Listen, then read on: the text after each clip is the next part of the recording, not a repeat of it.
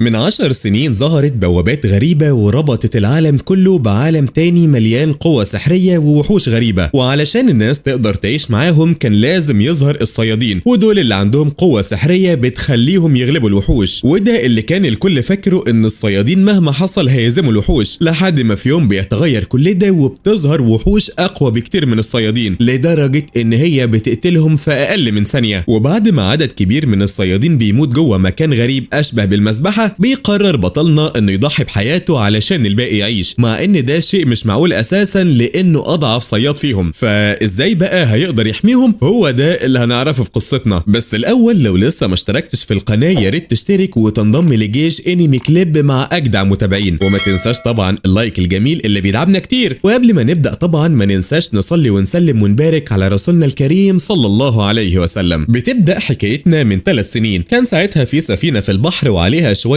قراصنة بيراقبوا المعركة اللي بين الصيادين ووحوش غريبة. وبعدها بنروح للغابة وبنلاقي واحد من الصيادين بيجري من وحش غريب جدا لحد ما بيوصل لباقي صحابه، وبتبدأ معركة بين الصيادين والوحوش الغريبة اللي كانت على شكل صرصار ضخم. بس فجأة عدد الحشرات بيزيد وبيضربوا كل الصيادين وبيوقعوهم في الأرض وبيبدأوا كمان ياكلوا فيهم، وواحد بس اللي بينجي منهم وبيرجع لورا بخوف كده وهو بيقول مفيش أي فايدة، احنا درجاتنا قليلة جدا ومش هنقدر نهاجمهم. وبيدخل فجأة صياد اسمه بيونج للمكان وكان بيستخدم مهاراته السحرية، ووقف كمان الحشرات وبدأ يداوي الصيادين. بس بيظهر وراه عدد تاني من الوحوش، بس صحابه أونسك ويونهي بيحموه وبيقضوا على كل الحشرات اللي ظهرت. ولسه الصيادين كانوا هيحتفلوا ولكن لقوا وحش أكبر ظهر لهم، بس كالعادة صيادين الدرجة اس بيجهزوا بيهاجموه، وبعد ما خلصوا منه لقوا عدد أكبر ظهر تاني، وهنا بتبدأ الحرب بينهم. وبعدها بنروح للقائد تشوي اللي بيبدأ حربه هو كمان مع الحشرات بعد ما دمرت المدينة. وخلونا نعرف سبب ظهور الحشرات واللي ظهرت من 10 سنين. ساعتها ظهرت بوابات سحرية بتربط العالم بعالم خيالي، واللي كان مليان بمخلوقات غريبة اسمها الوحوش السحرية، ودي للأسف مش بتتأثر بالأسلحة العادية زي المسدسات مثلا. اللي بيقدر يقضي عليهم هم الصيادين، واللي بيكون عندهم مهارات سحرية كبيرة وليهم درجات في القوة، زي مثلا المستوى اس وA وB وG وD، والأخير بقى وأضعافهم المستوى H.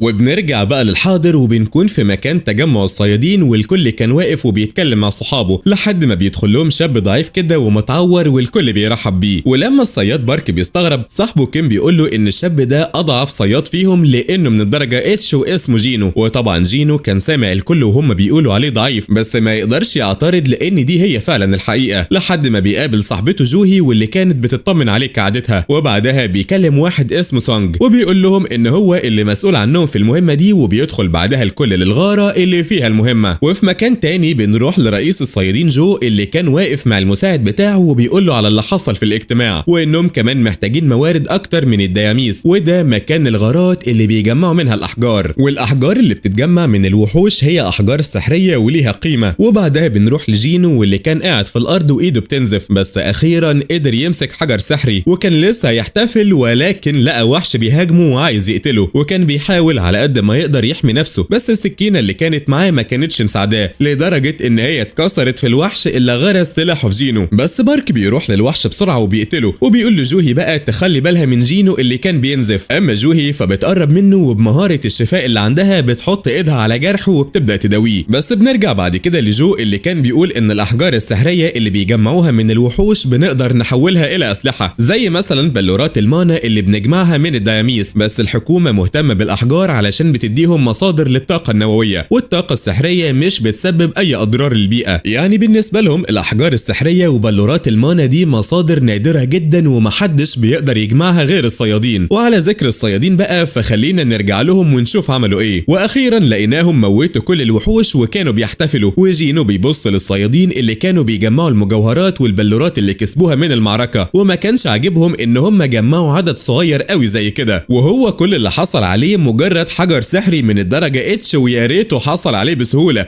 ده كان هيموت كمان. وبعدها بيركز على صوت بارك اللي بيشاور لهم على نفق واسع، وكانت اراء الصيادين ما بين ناس عايزه تدخل النفق وناس لا، فبيتكلم القائد سونج وبيقول لهم يعملوا تصويت ويقرروا هيدخلوا بقى ولا لا. وبالفعل بيعملوا التصويت، بس برضو النتيجه بتكون متساويه، 6 عايزين يدخلوا و6 مش عايزين، وما بيكونش فاضل غير صوت واحد بس وهو صوت جينو اللي هيكون الفاصل ما بينهم، واللي بيكون واقف بيفكر لان لانه لو دخل النفق هيكون خطر على حياته لانه مخصص للدرجة دي، بس في نفس الوقت هو محتاج يجمع فلوس علشان والدته المريضة اللي في المستشفى واخته كمان اللي لسه بتدرس في الجامعة. وهنا بيقرر انه يقول لهم انه موافق. وبعدها بنروح لمكان كده بيعملوا فيه الاختبارات علشان يختاروا افضل الصيادين من اعلى الدرجات، والكل كانوا عايزين طلاب بمهارات الصيادة تشاهي. وعلى ذكر تشاهي بقى، فبيكون في 2 بموتوسيكل بيسرقوا شنطة بنت، ولكن فجأة بيلاقوا قدامهم واحدة مش راضية تتحرك، وفجأة البنت دي بتنط على الموتوسيكل بتاعهم وبتاخد منهم الشنطة وبتوقعهم، والناس بيفضلوا يشكروا فيها وبنعرف ان هي دي تشاهي وتبقى صيادة من الدرجة اس. وبعدها بنرجع للصيادين اللي كانوا خلاص دخلوا النفق وبيبقوا ماشيين في طريقهم المجهول لحد ما اخيرا بيوصلوا لبوابة ضخمة واللي المفروض ان هي دي تبقى اوضة الزعيم بتاع الوحوش. وبنروح تاني للرئيس جو اللي كان بيظهر في شاشة وقدامه بعض الطلبة اللي تم اختيارهم كصيادين، وبيقول لهم بقالنا اكتر من حوالي 10 سنين بعد ظهور البوابات الغريبة لأول مرة، بس برغم المدة دي كلها فلسه في حاجات كتيرة احنا ما نعرفهاش عن الدياميس، ومحتاجين كمان صيادين اكتر علشان يساعدونا، بس لازم تخلوا بالكم وتخافوا من اللي جاي. وبنرجع للصيادين اللي بيفتحوا الباب المجهول اللي بيكون في اوضه ضخمه مليانه تماثيل غريبه وكمان دايره سحريه، وكان في تمثال منهم ماسك ورقه غريبه ومكتوب عليها وصايا لعبه معبد كارتينون، ولكن جوهي بتمسك ايد جين وبتقول له ان هي حست بعين التمثال ده بتتحرك، وفي نفس الوقت بيقراوا اللي مكتوب في الرساله واللي كان محتواها ان اللي هيعصي الاوامر مش هيخرج من المكان ده عايش، وان في 3 وصايا للنجاه وهم الطاعه والشجاعه والشكر. بس فجاه الباب بيتقفل بكل عنف كده، وهنا الكل بيخاف، وواحد منهم بيروح ناحيه الباب وهو متعصب جدا وبيقول انا قلت لكم ما ندخلش هنا، انا بقى همشي من هنا. وبيروح ناحيه الباب ويا دوبك بيلمسه، وفجاه واحد من التماثيل اللي على الباب بيتحرك وبينزل عليه بسيف ضخم جدا وبيقسمه نصين، ووقتها الكل بيصرخ برعب، وجينو بيتصدم وبيقول وهو مبحلق الراجل اللي اتفرم ده من الدرجه دي يعني اقوى مني بمراحل، ومع ذلك اتقطع في ثانيه. وبعدها بيبص وراه بخوف للتمثال الضخم، بس بعدها بيفتكر انه كان دايما معرض للموت والوحوش بتهاجمه وبيخاطر بحياته بالرغم من انه مش معاه غير السكينه الضعيفه بتاعته. وبيفوق من تفكيره وهو بيقول للكل يوطي راسه بسرعه، وفجاه التمثال بيطلع من عيونه نار وبيعمل حواليهم دايره وبيحاصرهم، وهنا الكل بيفقد اعصابه ومحدش قادر يفكر غير في الموت، والكل فعلا بيكون متوتر وما بيكونوش عارفين يخرجوا ازاي من هنا، لحد ما سونج بيقول لهم محدش يتحرك بدل ما يهاجمنا تاني. وجينو بيحاول يفوق جوهي اللي كانت بتترعش في الارض ومغمضه عينيها بكل خوف، وسونج بيقرب منه وبيقول له لولا ملاحظتك وانك حذرتنا كان زماننا كلنا موتى دلوقتي. بس جينا قال له ملاحظه ايه يا عم انت، انا بس حسيت بالخطر فقلت لكم على طول. وبعدها بيلاحظ ان دراع سونج اتقطع وبيبدا ساعتها يلفه بشاش، وسونج بيقول له المفروض اطلب من جوهي تعالج دراعي، بس هي مشلوله دلوقتي باين وخايفه بالرغم من انها معالجه من الرتبه بي، ولكن شكلها كده مش واخده على الضغط. ولكن التمثال ده مش عارف عدد قوته، بس الوصيه اللي مكتوبه ان احنا ما نخالفش الاوامر بتاعه اللعبه والا هنموت هنا. والصيادين كانوا قاعدين مكانهم ومستنيين يعرفوا هيحصل ايه، فسونج بيقول لجينو لازم نشوف باب نهرب منه ونفكر بشويه ذكاء كده، بس بيقطع كلامهم واحد من الصيادين وهو بيقول لا انا ما ينفعش اموت هنا، انا لازم اطلع. وبيتحرك بسرعه ناحيه الباب، بس بمجرد ما بيتحرك التمثال الكبير بيضربه باشعاع ناري من عينه وبيقتله وبيقطع جسمه. فجينو بيقول كده التمثال ده يقدر يقتلنا في اي لحظه، فليه بقى هو صابر علينا اساسا؟ ده مختلف عن كل الوحوش السحريه اللي شفناها قبل كده. وبعدها بيبص للورقه اللي فيها الوصايا وبيسال سونج عنها، فبيقول له ان الوصايا بتقول ان احنا لازم نطيع اوامر الملك ونثق في القائد ونفكر كمان بذكاء، بس ده شرح للوصيه اللي مفتاحها الشكر والطاعه والشجاعه. وجينو بيفضل يفكر في الكلام الغريب وبيقول ان المغاره دي ليها قوانين خاصه ولازم استكشفها. وبعدها بيقوم ببطء وبيروح ناحيه التمثال، ولما بيلاقي عيونه بتتغير بيوطي راسه بسرعه وبيقفله باحترام، وبيلاحظ ان عيونه رجعت طبيعيه. فبيقول لكل الصيادين الشخص ده مجنون وعايش في ايام المماليك، كله دلوقتي يوطي راسه ويقعد في الارض علشان نبين له ان احنا موافقين على قوانينه ومش معترضين على اوامر اللعبه. وفعلا الكل بيسمع كلامه وبيقعدوا في الارض، والتمثال بيبتسم بشكل مرعب بس مش بيهاجمهم. ووقتها الكل بيقوم بتقوم تاني وبيكونوا فرحانين ان هم ما ماتوش، بس جينو بيقول لهم ان الموضوع مش بالسهوله دي، وفعلا التمثال بيقوم من مكانه وهو بيبتسم. ووقتها سونج بيقول لجينو هنعمل ايه تاني بسرعه؟ ايه بقى خطتك؟ فجينو قال له خطه ايه؟ الموضوع ده اساسا جه معايا بالصدفه. وفجاه التمثال بيتحرك ناحيتهم، وجينو بيقول لهم ما انا مش فاهم نشكره ازاي ده. ووقتها واحد منهم بيتحرك ناحيه التمثال وهو بيقول لهم سيبوا لي بقى الحوار ده، انا كنت بقرا قصص كتير وعارف هنشكره ازاي. وبيروح وبيقف قدامه وهو مغمض وبيقول له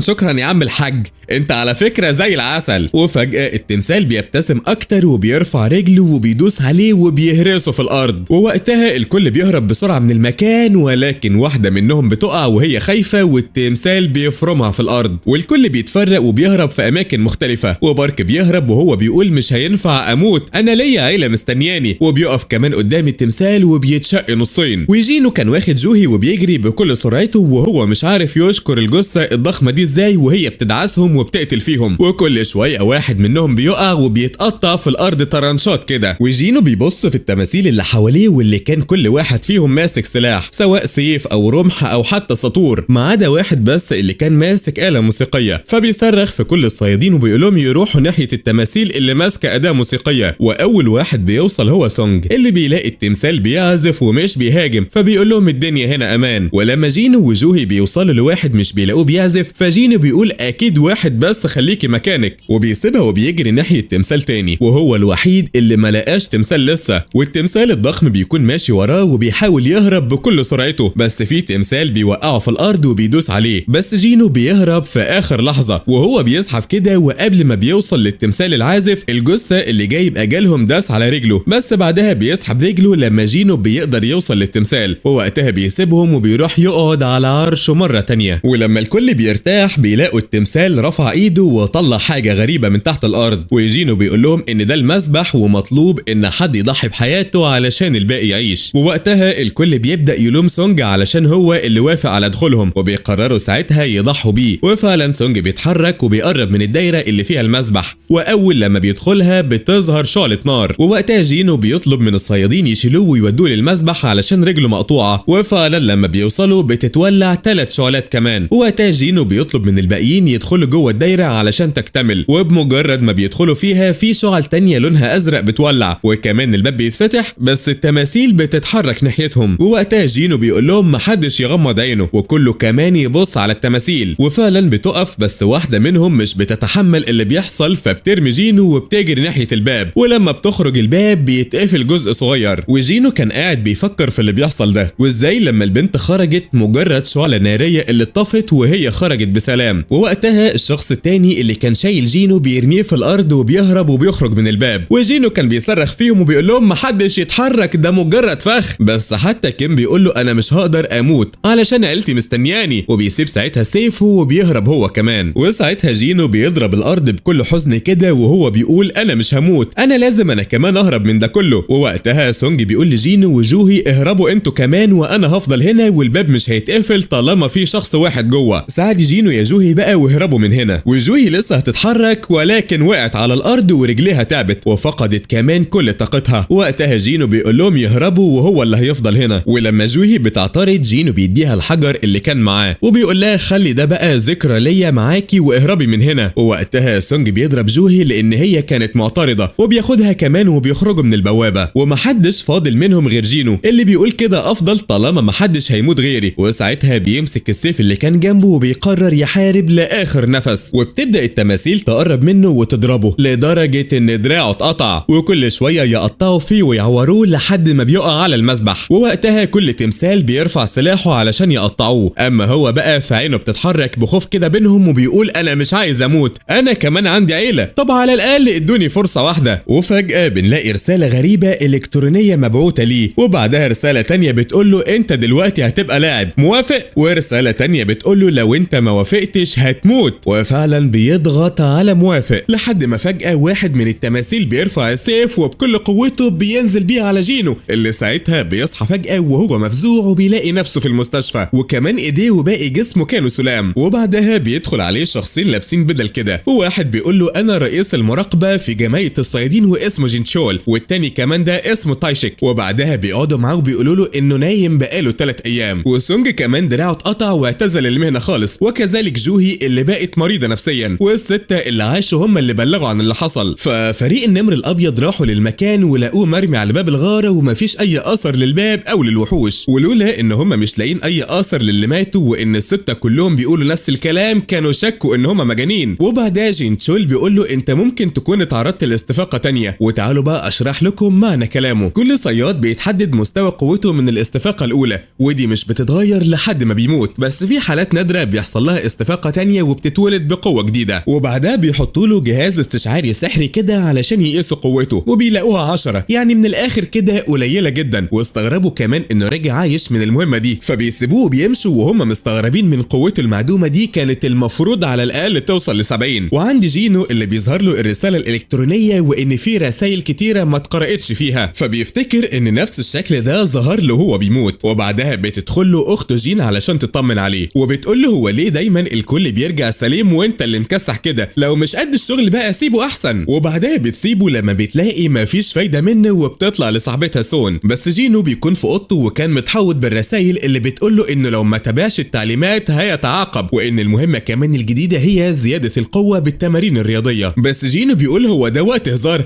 هيحصل ايه يعني لو ما سمعتش الكلام؟ وفي نفس الوقت ده الرسالة كان فيها عداد بيقل، ورسالة كمان بتقول له لو ما سمعتش الكلام هتتعاقب بجد. وبعدها جين تشول بيكلم الرئيس جو بيقول له انه ما عرفش ياخد معلومات مفيدة من جينو، فجو بيقول له يخلي القضية دي خاصة ويتناقشوا فيها بعدين. وبعدها تشاهي بتكون واقفة قدام تشوي رئيس النقابة اللي بيقول لها ان المهمة الجاية من الدرجة بي، فلازم تشارك فيها وتكون كمان القائدة علشان دي هتكون تدريب عملي للمستجدين. فتشاهي ردت عليه وقالت له ان هي مش هتنفع تبقى القائد، بس تشاي بيقول لها ان كل اللي هتعمله ان هي تقاتل قدامهم وهم هيتعلموا. وبعدها بنروح لشارع بتظهر فيه بوابة سحرية والكل بيستغرب من ظهورها، بس بنروح لجينو اللي كان نايم وبتظهر له رسالة بتقول له انه فشل في اول مهمة، وفجأة بيصحى على زلزال كبير في المكان، وهوبا بيقع بقى وبيلاقي نفسه في صحراء ووراه وحش كبير اسمه حريش صحراوي سام. ورسالة تانية بتقول له ان هو ده العقاب ولازم يهرب خلال 4 ساعات بس. فبيفضل يجري بكل سرعته ووراه الحريش اللي كان بيكسر الارض وراه وعايز يقتله. اما جينو فكان خلاص جاب اخره وكان لسه فاضله ساعتين، وبيفضل يكمل جري كده وكان خلاص فاضله ثواني، بس الحريش بيفتح بقه وكان هيبلعه،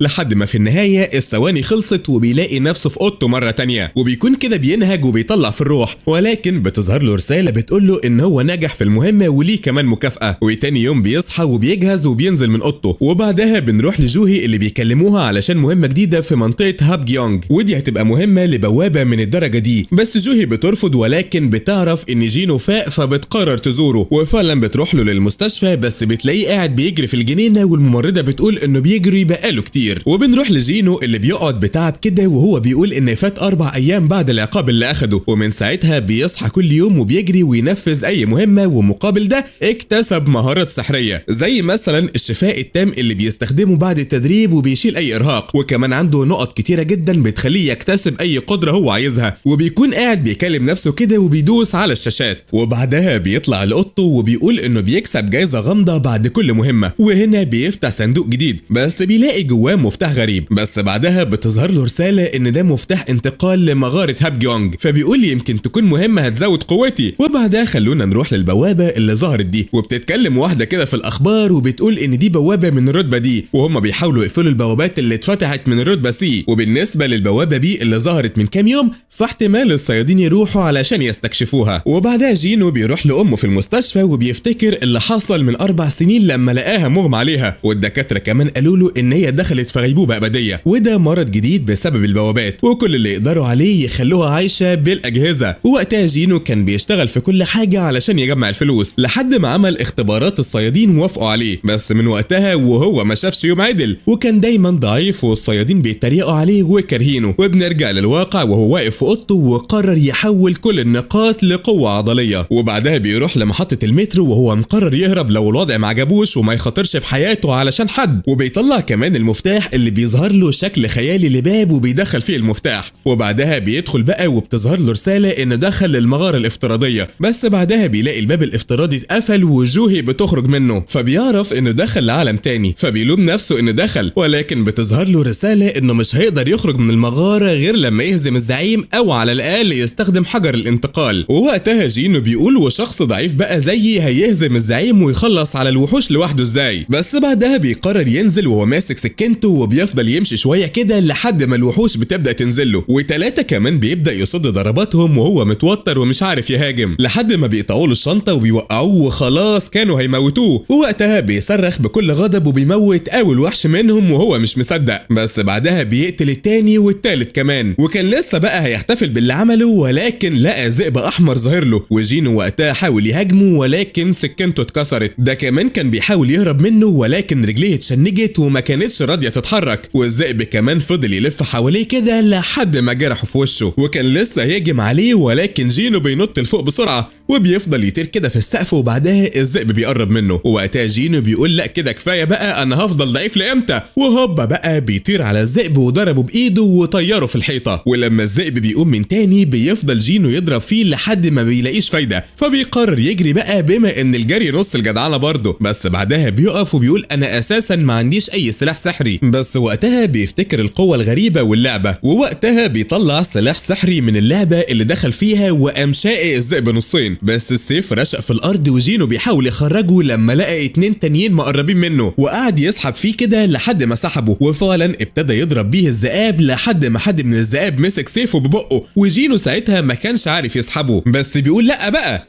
انا مش هعرف اجيب سيوف تاني، وساعتها قام ضارب الذئب برجله وسحب السيف وقطع راسه، والذئب الاخير لما بيشوف ده كله بيهرب على طول، وجينو بيقعد يفكر في اللي بيحصل له، وهنا بتظهر له رساله انه اصبح في المستوى التاني، حتى كمان جروحه خفت، وده معناه ان قوته بتزيد بالقتال، وبعدها بيشوف المهارات والقوه اللي عنده، وبيلاقي انه كسب حوالي 5 نقط لما قتل الوحوش، ومستواه كمان هيزيد بشكل اسرع كل لما يقتل الوحوش اكتر، ده حتى جسمه كمان بقى اقوى، وبعدها بيقرب من الذئاب وبيشوف جواها احجار ولا لا، وفعلا بيلاقي حجر، وبعدها بيظهر له انه قدر يبيع الحجر، فبيبيعه الكترونيا وبيكسب الفلوس، وبعدها بيمسك سيفه وهو مقرر يكون اقوى، وفجأة بيلاقي ذئاب كتيرة جاية ناحيته، فبيقول بقى هي كده كده خربانة، وبيروح ناحيتهم وبيبدأ يقتل فيهم بالسيف لحد ما الذئاب بتحاصره، وهو لأول مرة بيقرر يواجه وما يهربش، وعلى طول بيمسك السيف وبيبدأ يقطع فيهم بكل قوة، ومستواه كمان بيزيد كل شوية لحد ما بتظهر له رسالة انه حصل على لقب قاتل الذئاب، وبعد ما بيخلص على كل الذئاب بيلاحظ ان السيف اتبهدل وقرب يتكسر، بس بتظهر له رسالة بتقوله لما تواجه حيوانات اكتر قدراتك هتزيد بنسبة 40%، وبعدها بيجي له رسالة المخزن وبيقول انه كسب 34 ناب ذئب وشوية حاجات كده كمان، بس المهم فيهم هو حجر الانتقال اللي كان مفكر الحصول عليه صعب جدا، ووقتها بيمسك الحجر وهو بيفكر ومش عارف يرجع ولا يكمل معركته اللي بتزيد قوته، وهو كمان مش عارف ايه اللعبة اللي دخل فيها دي، ولكن بيرجع الحجر للمخزن وبيكمل في طريقه. اما جوهي بقى فبيجي لها مكالمة من رئيس الصيادين وبيقول لها ان ختم البوابة اتكسر وعندهم نقص كبير جدا في عدد الصيادين ومحتاج معالجين ينضموا ليهم، وبنرجع لجينو اللي كان شغال قتل في الوحوش، واكتشف كمان ان الوان الوحوش الاخضر او الابيض اضعف منه، اما البرتقاني بقى بيبقى بنفس مستواه